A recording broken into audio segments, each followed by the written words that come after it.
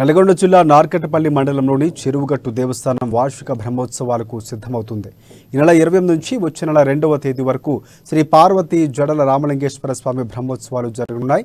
ఇక ఈ ఉత్సవాలకు ఉమ్మడి నల్గొండ జిల్లా నుంచి కాకుండా తెలంగాణ వ్యాప్తంగా లక్షలాది మంది భక్తులు తరలివస్తూ ఉంటారు. ఉత్సవాలు పురస్కరించుకుని కళ్యాణ మండపం, కోనేరు, ఇతర సౌకర్యాలను కల్పిస్తున్నారు.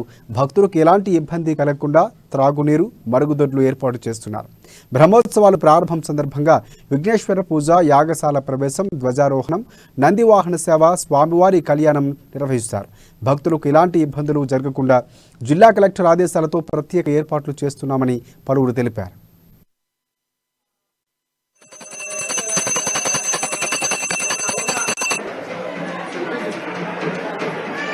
ఆ యొక్క శిరస్సు భాగంలో పరశురాముడు పెట్టినటువంటి కాటు ఉండడం జరుగుతుంది.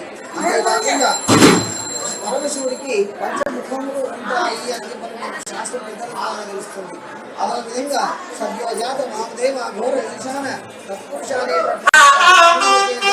పరమశివుడు వెలసి అనేక మంది భక్తులను అనుగ్రహిస్తున్నాడు. మరి అఘోర పశ్చిమాభిముఖంగా ఉండే పరమశివుడిలో